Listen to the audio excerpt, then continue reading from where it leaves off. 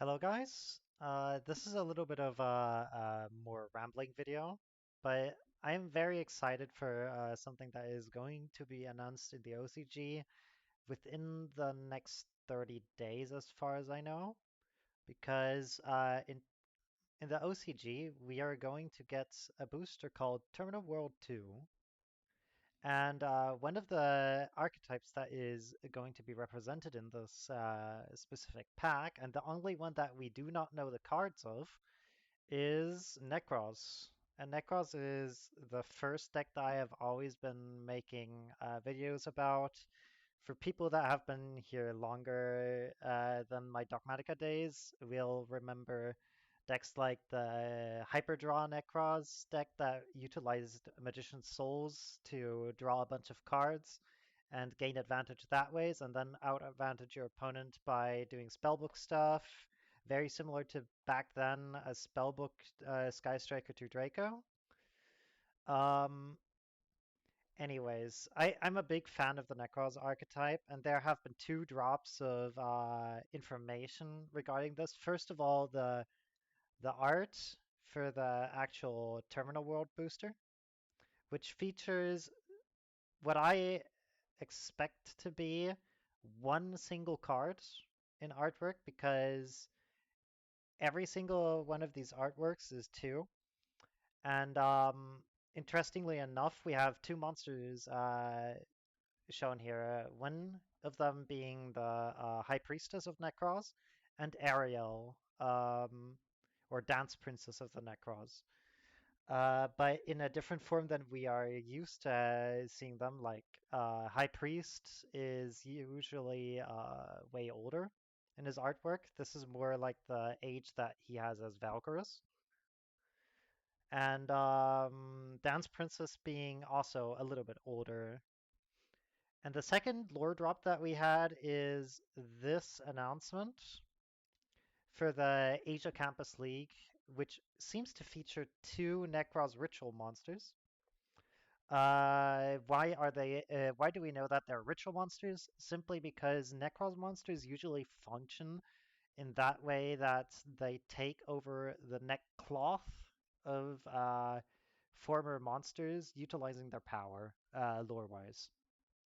So that begs the question, without getting any announcements and waiting for the announcement every day, um, what could possibly be in these cards? And we know for sure from the layout of the Terminal World 2 that we are going to get four support cards, because all the support cards that were announced in the OCG for the other archetypes are always numbered 4. Like Jurak got 4 monsters, Gen got 4 cards, Fable got 4 cards, and from the slots that are left in this pack, these slots are not enough to reprint all of the Nekroz cards, but sadly, because we have like 20 Nekroz cards and this is like 21 slots, but it should be enough to print most of them and then print, like, for example, leaving the Zephyr Nekroz cards out, and then inserting the 3 to 4 Nekroz cards that we will be probably getting. So if we now go back to what Nekroz usually has for us, um, Nekroz is mainly known as Google.deck back in 2016 or 2015, because all the Nekroz ritual monsters double also as consistency cards. For example, by Nekroz of Brionac discarding itself to search a Nekroz of Unicorn or Nekroz of Clausolas, Nekroz of Unicorn discarding itself to add back any Nekroz card that you have in your graveyard, Nekroz of Clausolas discarding itself to add yourself any spell or trap card, of which we do not have one. There is no Nekroz trap, and there is a big joke about Nekroz of Clausolas not being able to search a trap, even though he says, discard this card, you can add one Nekroz spell trap from your deck to your hand, which is very funny. And the next thing that Nekroz has in common is that most of these cards uh, double as some sort of extra deck hate. Like Nekroz of Brionax on field effect is to target up to 2 face-up monsters that were special summoned from the extra deck to shuffle them back into the deck. Or Nekroz of Unicorn being a skill drain for the extra deck. Or Nekroz of Clausolas being, yeah, a targeted negate and reducing the attack to 0 of a cards from the extra deck. And also Nekroz Kaleidoscope, the OG ritual spell to send to tribute from the extra deck to summon a Nekroz monster or multiple monsters even. A famous play was send 12 to summon Nekroz of Trishula and Nekroz of Clausolas to break a board, or summoning Nekroz of Unicorn and Nekroz of Valkyros. So, uh, but now, and also there was one small support wave dropped with exactly one card back in I think it was Dual Power the set where Necroz Arid came out. And this card has never had a place in the deck really per se. It was always known like as a lesser Mecha buff with a discard effect that more likely minused you than it plussed you because you had to discard itself, then tribute Necroz monsters, and then send Necroz cards from your deck to the graveyard.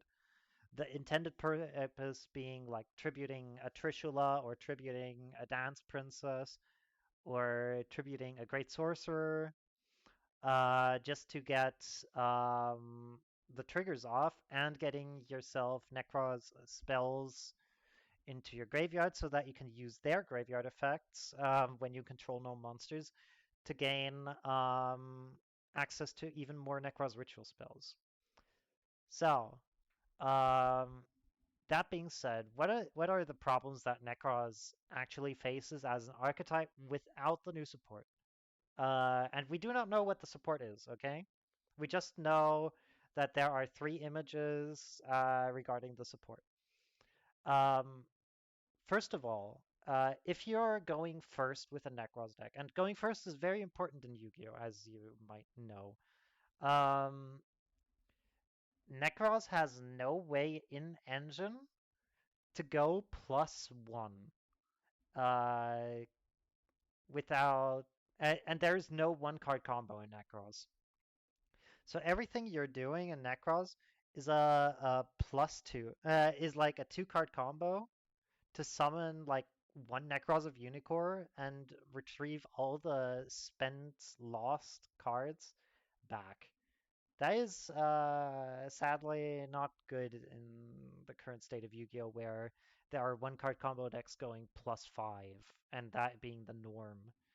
And considering that all these cards still have the same weaknesses as these 1 card combo decks, it's kind of absurd. So we definitely need a card that that gives us advantage off of the search of a Brionac. And the best would be something that goes full combo, whatever the full combo is going to be. Second thing is this deck has no real normal summon. Dance Princess being the only quote unquote normal summon that this deck has that has a Necroz name printed on it. Simply because what Dance Princess does is she says that your opponent cannot activate stuff in response to your Necroz ritual spells. And also it like protects your ritual monsters. But like that's not really it does not generate card advantage. The second issue, um, if you're trying to protect your Necroz of Unicorn or something, you have to discard a lot of cards. So during your opponent's turn, you're gonna lose a lot of card advantage if you don't want to be OTK'd. That is also again very unacceptable. Like you don't even have yet you have like a monster negate in the best case of scenarios if you have Eidbar. Um, the next issue that Nekroz cards have is every monster above level 6 in this deck, every ritual monster has this line without using any level X monsters, X being their own level. So, for example, you cannot Kaleidoscope for an Eidaba, which is kind of unfortunate. Like, you cannot just summon Eidbar with a Kaleidoscope. You would have to summon a level 2 Nekroz monster in addition with that if you want to send from the extra deck. And of course, as you see, there is no level 2 ritual Nekroz monster. So this card kind of has no way to be summoned out without using either Nekroz Mirror or Nekroz Cycle, which Nekroz Mirror is kind of bad because it needs setup to work. And Nekroz Cycle being slightly better because you can ritual summon from your graveyard. Um, but it still requires you to tribute like normally. The main way you're getting around like tribute cost is mainly Shuret, because not only does he count as the entire tribute for the summon, but he also searches your warrior Nekroz ritual monster, which is usually always Nekroz of Brionac, and sometimes Nekroz of Clausolas, and very rarely Nekroz of Trishula. You can search Nekroz of Ayadba with this, but we do not talk about this. Um, Yeah, this is how they usually, the current archetype of Nekroz usually treats its recursion. The other way of recursion and getting resources is sending stuff from the extra deck that has trigger effects similar to Dogmatica, but in a much smaller fashion. Like using a Nekroz of Kaleidoscope to summon a Nekroz of Unicorn by tributing a Herald of the Arclight was one of the most common plays that this deck did to generate at least enough advantage to offset the negative card advantage that the ritual summon is costing you.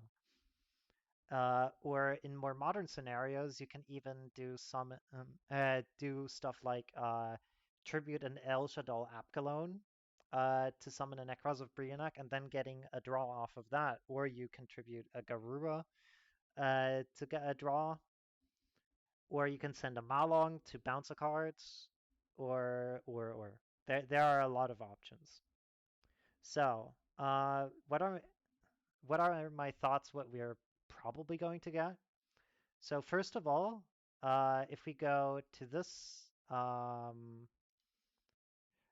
to this, here, to this image here, this is probably going to be a Nekroz of Metaltron. And the big question here is which Metaltron is meant. It is probably, when I look at the visuals, Zephyra Metaltron that is meant here, which is a Link monster we got like in the beginning of Link era, with Link with the Reigns Pack one, I think it was in the OCG, and yeah, this was like played a little bit by Pendulum because it had some ways to recur Pendulum effects. So what Necros monsters usually do is they borrow a little bit of the effects of the monsters that they adopt the skin of. So in the case if this copy is Zephyr Metaltron, it probably is not going to have 3,000 attack, but 2,500 attack and defense because it is not a link monster, so it has to have defense. It probably would add 2 Necroz cards from to your hands on summon, like one from your graveyard, one from your deck.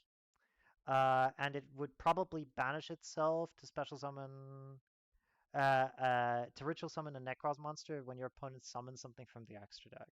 And I probably would guess that it searches a Nekroz ritual monster if you discard it from your hand for the hand effect that every Nekroz ritual monster usually has. That's what my theory is about this. But if I am wrong and this actually copies Metaltron, which is very unlikely, but it is possible. If it copies Metaltron 12, it probably will end up being unaffected on the field by Xe Synchro Link Fusion. And it would probably ritual summon when your opponent summons a monster, and it would probably function as a pseudo ritual spell that you can discard, and it would probably end up as a level 9, which is irrelevant because you can Kaleido 12 by summoning a Clausolas and the Metaltron. The second monster is, I first thought this would be Lancia, the Ancestor Dragon of the Ice Mountain, but I am totally wrong because it actually is Trishula Zero Dragon of the Ice Barrier. So this is probably Nekroz of Trishula Zero. Um, the the thing that Zero Dragon does compared to the normal Trish is that he banishes up to 3 cards your opponent controls, which he does on summon, and this card can like tag out into the regular Trishula. And one thing that Nekroz has kind of a wet dream about is ritual summoning Nekroz of Trishula. A very powerful play, by the way, on your opponent's turn. But the issue with this is that this card is a when effect. A when you can. So Nekroz of Trishula, if you ritual summon this as a chain link 2 or higher, uh, this is going to miss the timing. So I already had that situation where I wanted to quick ritual this in a Megalith Nekroz build, and then I got surprised by this being an effect that can miss the timing. So what this probably will do is on summon, banish up to 3 cards your opponent controls, and if this card leaves the field, you ritual summon mandatory. That is very important that this effect is mandatory. That it ritual summons 1 Nekroz of Trishula from your hand, graveyard, or deck, and makes its attack 3300. That is what I imagine that Nekroz of Trishula Zero is going to do.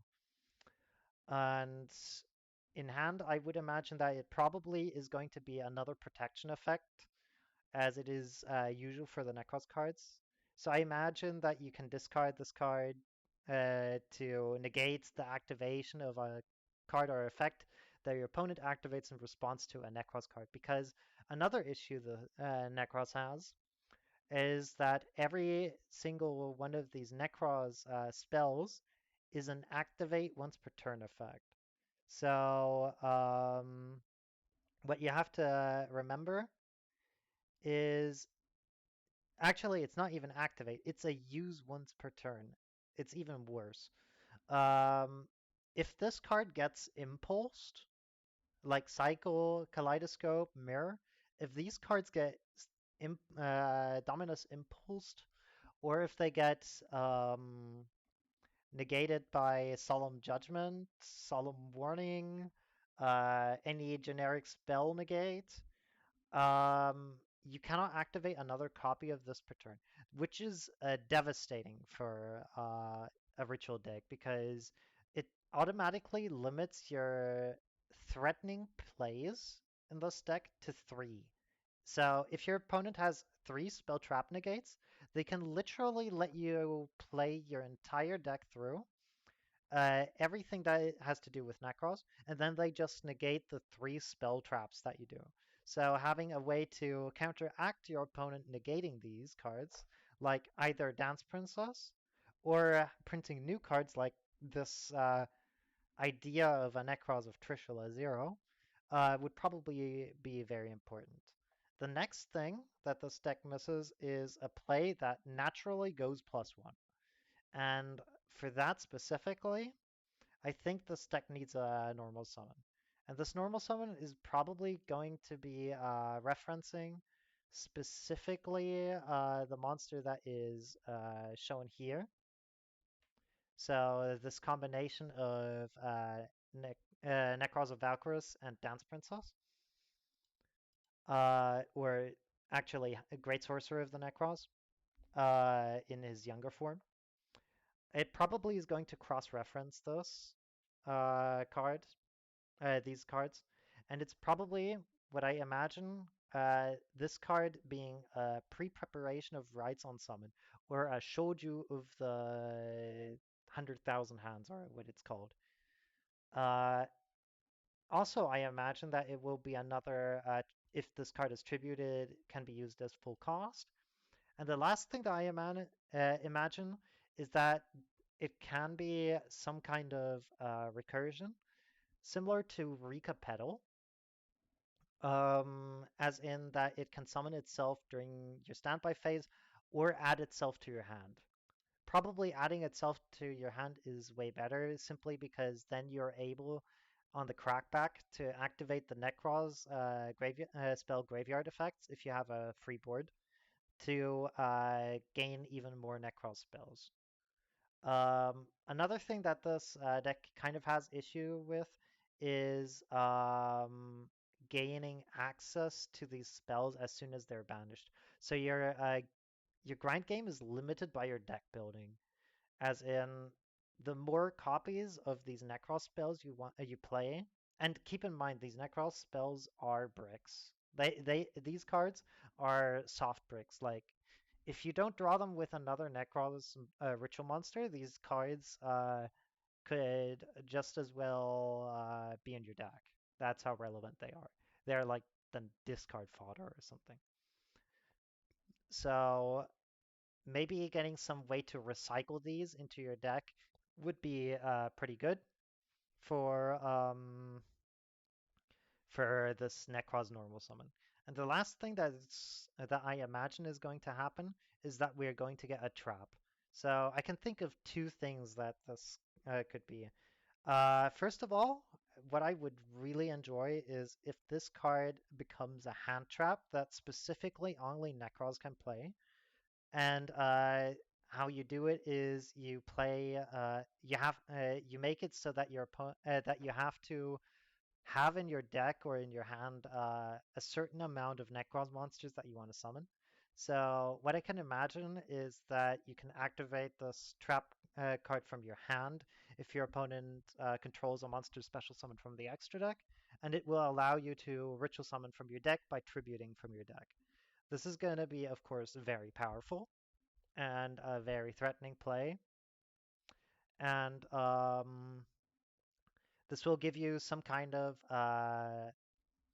first of all, it will distribute your interruptions in the stack between your spell trap zone, your hand, and your main monster zone.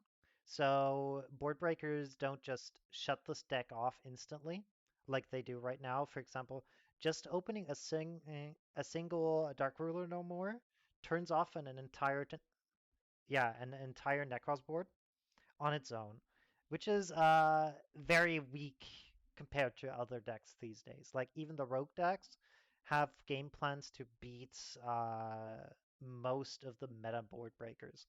So having a trap that does something is probably kind of important. So either I imagine this card is a ritual summon, or what might be also is that it's going to be a more boring kind of design, which is like an Icarus attack for Nekroz, but it also like tributes a Nekroz monster from your deck so that you get some follow-up. Or it's gonna have maybe like a graveyard effect. That is what I am personally imagining. What is going to happen for Nekroz in the support wave. I will stay tuned, and as soon as they announce the official cards, I'm gonna instantly make a video on it, try to build a deck because I am excited. And if you're excited, definitely type in the comments and write what you think might be the case. Also, sorry for a little bit of stuttering. I did not plan on making this video today, but I got way too excited theory crafting what these cards could be, and I hope you guys enjoyed my ramblings here. Yeah. Anyways, see ya.